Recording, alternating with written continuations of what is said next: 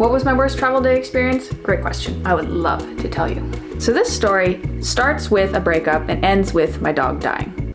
So yeah, it was a bad time. Now, if you're a patron, you already know this story, but for everyone else, strap in your butts because boy, is this a journey. Now, please bear with me. We're going to back up and give you a little bit of context of what is happening so you can understand. I am on my way to Argentina for a pack rafting expedition, and it's a whole other thing in itself. To get to Argentina, I have 3 flights. Once I'm in Argentina, I have 1 more flight to get to my final destination. This may not make sense now, but trust me, this information is important. Now, let's jump back to the beginning, shall we?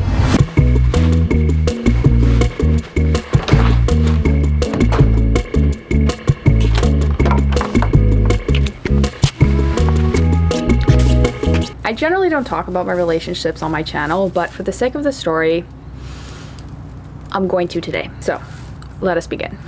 It's 4 in the morning and I'm on my way to the airport with the person that I'm dating at that time. Kid you not, before I even take off my seatbelt, he is already out of the car and pulling my bags out of the trunk. By the time that I am coming out of the car, he is taking my bags and he is throwing them onto the sidewalk. I was in shock. I was in a complete and utter shock. I could not believe what this was happening, and I stood there on the sidewalk and he gave me a hug and he got into his car and he peeled away.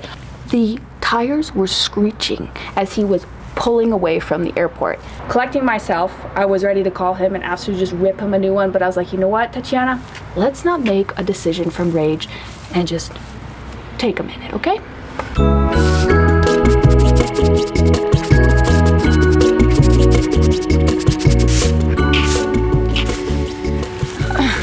So about 20 minutes later, after I've checked in and dropped my bags, I'm standing in the lineup for security, and I call him because I'm a little bit calmer now, but there's no way I'm gonna let that behavior slide. And I ask him, okay, so what the actual was that? I asked him that question 3 times, and these were his 3 responses. I don't know what you're talking about. Second response was, he didn't kiss me goodbye. He just gave me a hug goodbye, got in his car and peeled away. I'm like, why didn't you kiss me goodbye? And he's like, oh no, I thought you were gonna kiss me goodbye. I asked him for a 3rd time and he says, what, you're calling me at 4 in the morning? You're calling me at 4 in the morning to do this right now? You're picking a fight with me at 4 in the morning? And at that point I was just like, okay, well, I've done all I can. Click. And I get on my flight.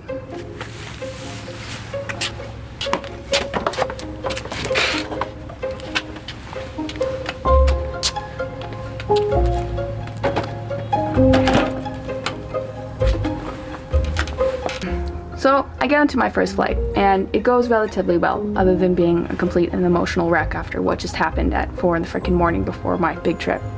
I get to Dallas, where I'm gonna take my 2nd flight from Dallas to Miami. It's on time, we all board, we get on the plane, we taxi out to the runway, get on the runway, and boom, can't take off. Why? Oh, because there's a storm coming in, so gotta wait on the plane for the storm to pass. Finally, around 2 hours, it's time to go. We're ready to go. Plane's out of gas. So now we have to taxi all the way back to the airport, gas up, come back, which the whole thing was like 3 hours. In that 3 hours, we actually would have been in Miami by then. And I'm also panicking because at this point, I've missed my last flight, the connecting flight to Argentina, the overnight one, to be able to get where I'm going. Yeah, I missed that. And because I missed that, the trickle effect is now in order. Now the flight, the domestic flight in Argentina, I've missed, so now I have to rebook that, but I can't rebook it yet because I'm stuck on the airplane. There's nothing I can do at this point. It's fine.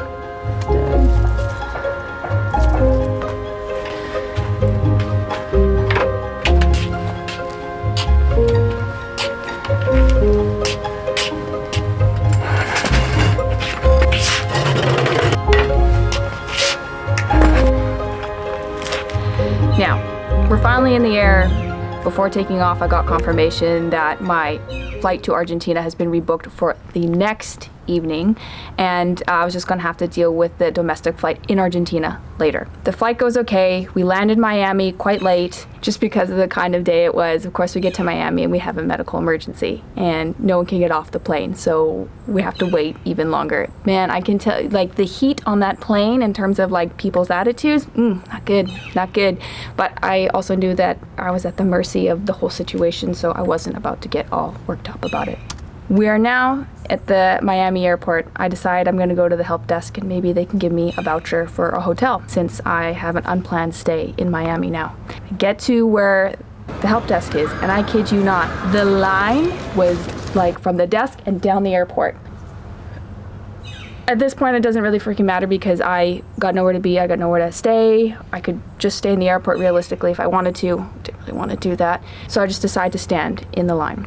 I stand in this line for an hour and a half to get to the desk for the lady to be like, what flight number? And I was like, this one. And she's like, nope, can't do anything about it because it wasn't, because it was weather dependent or whatever it was. I was told I'm not even going to be compensated.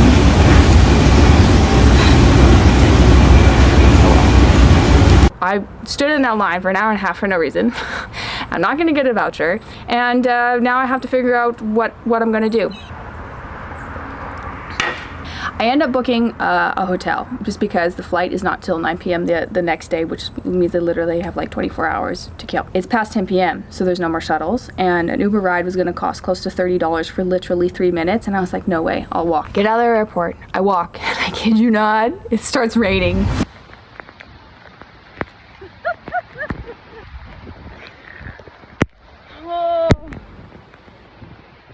And I just was like, in the 10-minute walk that it would take, I just could not believe. I was just like, honestly, you can't make this shit up. This day already is insane. I get to the hotel, I check in, go to my room, we're fine.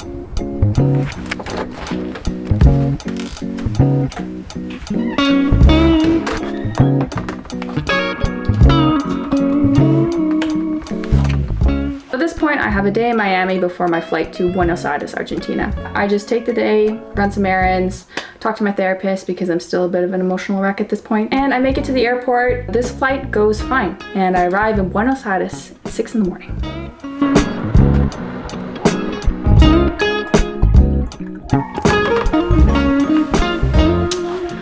So, now, this is where it might get a little bit complicated, all right? We're in Buenos Aires. It's 6 in the morning. My final flight that I did rebook to my final destination isn't until like 3 p.m. Okay, this is where you gotta understand. There are 2 airports in Buenos Aires, Argentina. The international airport and there's a domestic airport, okay? They are about an hour to an hour and a half apart from one another, all right? I land in the international airport and I need to get to the domestic airport in order to catch my final flight, all right? Okay.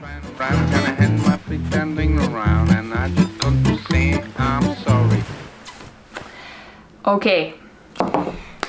I get off the plane 6 in the morning. I'm at the international airport. I go and get some currency. I go and freshen up. I then order an Uber and I take the Uber to the domestic airport. The domestic airport took about an hour and a half to get to. It was really busy. I get there and I get in line for the domestic airline to ask if maybe I can check my bag a little bit early so that I have a few hours that I can go out and explore in the city before having to come back for my domestic flight. I get to the counter. She tells me that I'm half an hour too early to be able to check the bag. So she's like, come back in half an hour and you'll be able to check the bag. In that half an hour, the airline decides to go on strike. What? Of course, I'm now like, oh my gosh, am I even gonna make this flight? The lady tells me to immediately go to the help desk that's down the airport. So of course, I make my way down to the help desk and there's actually a little bit of a line. Like, it's not too long at this point, but you know, there's maybe, I wanna say 15 people in front of me. I'm standing in this line, and as the hours go by, the line is not only getting longer, but people are getting aggressive. While we're still here waiting, basically the original plan was to get into Buenos Aires and then come to the airport, hopefully drop my bags, and then go and explore for the day. But I can't even drop my bags, the flight, which has been delayed now by 3 hours, so I'm spending the day in lines today. That's all I'm going to be doing. I had these 2 ladies behind me and we were like elbows up because there was a lot of people, especially men, that were trying to like budge in front of us and we're like, no, back of the line, we were here first. It's like, it was getting crazy to the point that like a news channel. People with cameras were there. I was on the Buenos Aires news. The situation clearly is so bad that I made the Argentinian news. Didn't know I'd be crossing that off the bucket list. The lady showed me, she was like, look, there's you on the, I was on the news, was standing in this line because of this airline that is going on strike. I stand in that lineup for almost 3 hours. Now you have to remember my flight was at around 3 p.m. okay? Within that 3-hour time frame, it actually got delayed till 6 p.m. which I was like, you know what, this is probably a blessing. At least it's not canceled because there's some flights that were canceled. This is good. I finally make my way to the counter. I get my phone up, I show the guy, he looks at it, he looks at me, and he says, "This flight isn't at this airport." They had changed my flight without notifying me. My flight was indeed now no longer at the domestic airport. It is now at the international airport where I was that morning.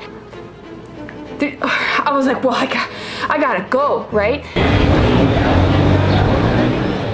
So I just want you to know, see this lineup here behind me? Well, when I joined this lineup, it was just by that door there, and now it is all the way outside. I stood in this specific lineup from that door for 2.5 hours to be told that my flight is actually at the other airport. It wasn't that originally. I booked it from this airport. Now I have to go back to the other airport, which was an 1.5-hour drive, by the way. So thankfully I have like enough time to get back to the other airport without missing my flight. But this whole day has been an absolute fuck around. Like I've never had a travel day just be so weird. I got so lucky that I even got to the counter to begin with. I then just, order an Uber and head back to the international airport. I just gotta settle down, get heated, man. We're not even done yet. Oh, I need to walk this off. It's getting hot. I now take the 1.5-hour Uber ride back to the international airport. I get to the international airport and the lineup at this airport for this airline, from the counter down the airport and around the corner. Like it is huge, but I have no choice at this point but to get into the line. 13 to 21 minutes.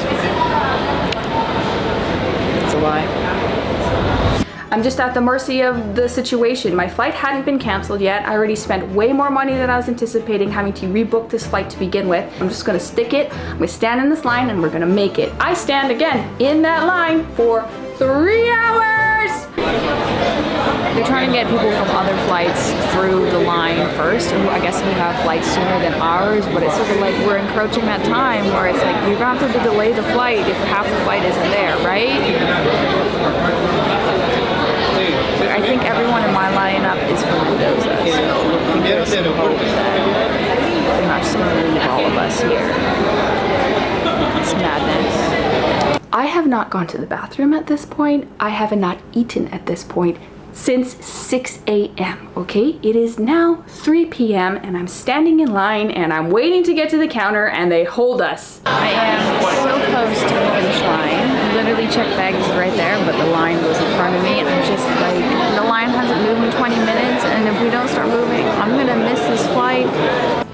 All these people in my line are being held while all the people in a different line are being seen through, and it was chaos and no one was communicating what was happening, and the people in my line were getting heated, being like, hello, like our plane is like getting close to leaving now, like are you gonna see us or not? Why are these people going ahead of us? It was madness.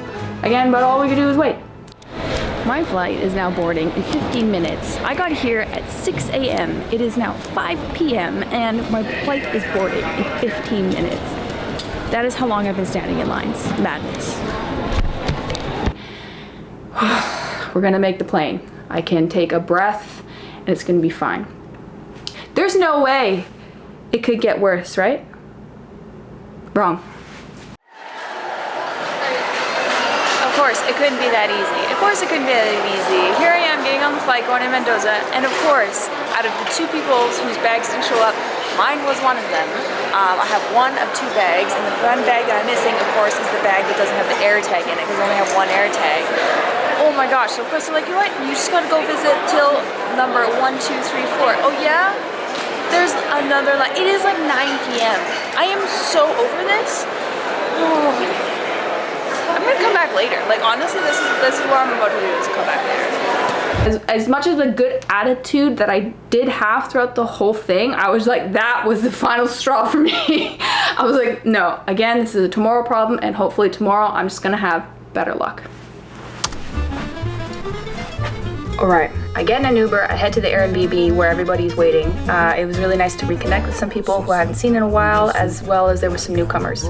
They were kind enough to wait for me to go to dinner, so we all hop in an Uber, we head to dinner. It was a nice time to connect with everybody, and we head back after. Only to realize my wallet's missing.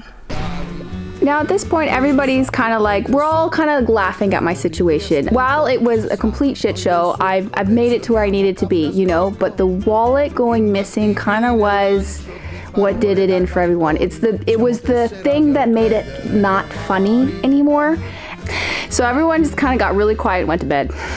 While the expedition leader and I went back to the restaurant to try and find this wallet. And thankfully, it's just because I was tired and hungry and a mess, and I just forgot it on the counter where we paid. Luckily, nothing was taken out of it. The expedition leader was actually so stressed because of my situation that we had to go for a walk at 1 in the morning. The next day, him and I were gonna head to the airport and sort out my bag situation.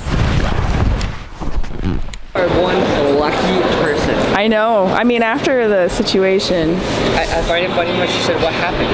I was about to say, what do you mean, what Excuse me, what happened? It didn't show up. It's your fault. No, I didn't bring Bring my bag. Maybe I could have like waited, but I was done waiting. I was done waiting. We literally walk up to the counter here and they're like, Tatiana? I'm like, oh my God, yes. And they're like, why didn't you grab your bag? I'm like, excuse me. It wasn't on the conveyor belt. This is on you. So I guess they have it, which is great news. And that means no more lines today. Thank you so much. Success. Okay, let's go.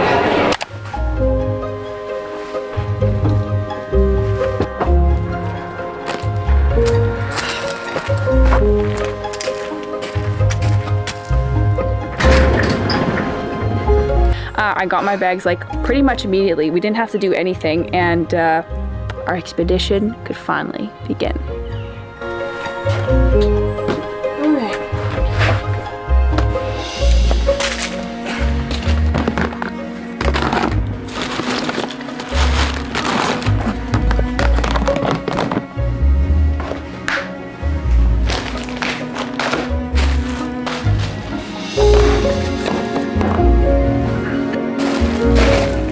Now the expedition itself was a whole other thing.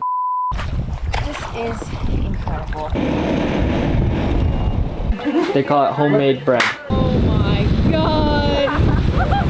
Oh my God. You can go watch the video here. Now let's jump forward to the end of the expedition and as I'm headed home. Io preferisco il rumore della verità. Se togli spazio alla tenerezza.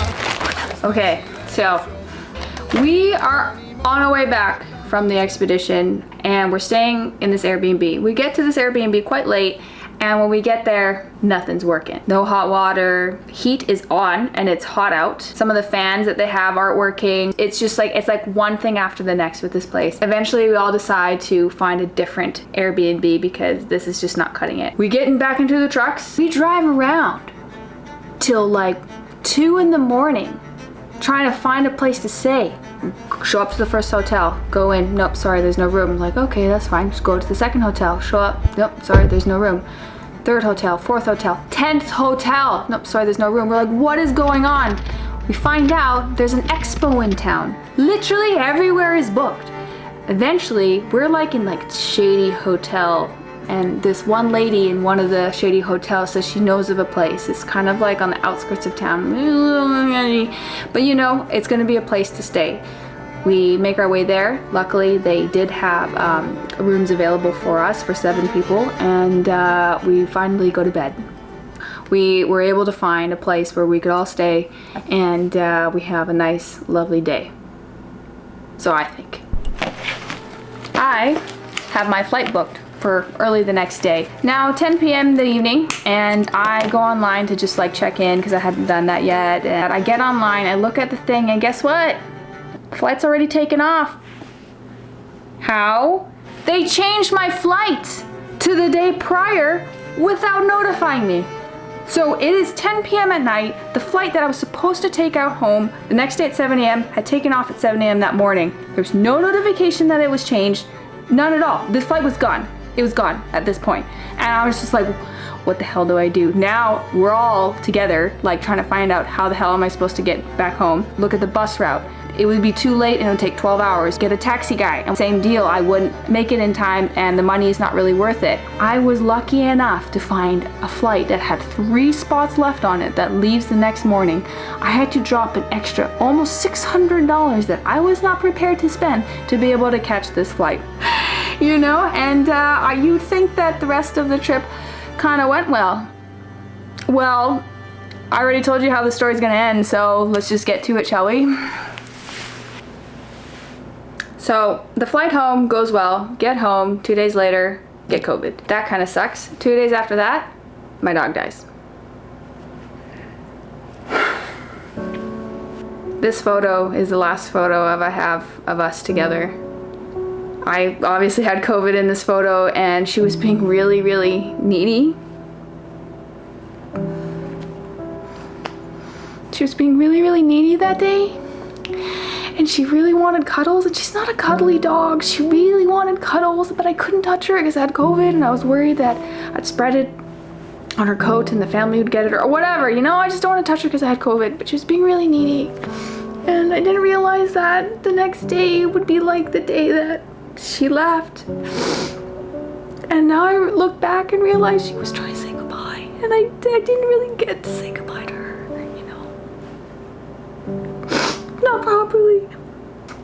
Because the next day she's 16 years old, so we anticipated it happening. It just, yeah, the next day she went out to go to the bathroom and she came back a different dog.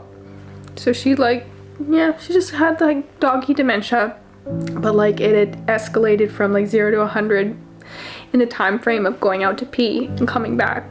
By the time she came back inside, she didn't know who we were. So the day prior, when she was being really needy and wanted my attention, I didn't realize that was the last time I was actually going to be able to say goodbye to my dog, because the dog that I said goodbye to didn't even know who I was. So that was really tough. Yeah, that was really tough.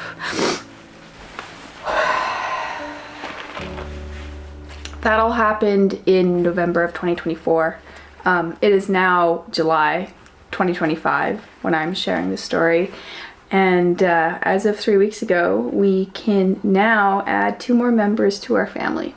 This is Archer and Penny, and they were rescues that we got about 3 weeks ago. I'm going to end this story with a little bit more of a serendipitous story. So our neighbors knew that Bella had passed, and we told them if a small, elderly, hypoallergenic dog showed up at our doorstep, we would take them immediately. And while these dogs aren't elderly, and nor did they show up at my doorstep per se, a note did. One of the neighbors was in contact with a rescue society that was going to be picking up these dogs that very day, and we said yes to these beautiful little angels, and they're in our lives now, and they're bringing us lots of joy. Bella, we miss you, but I'm very excited for this new chapter in our lives.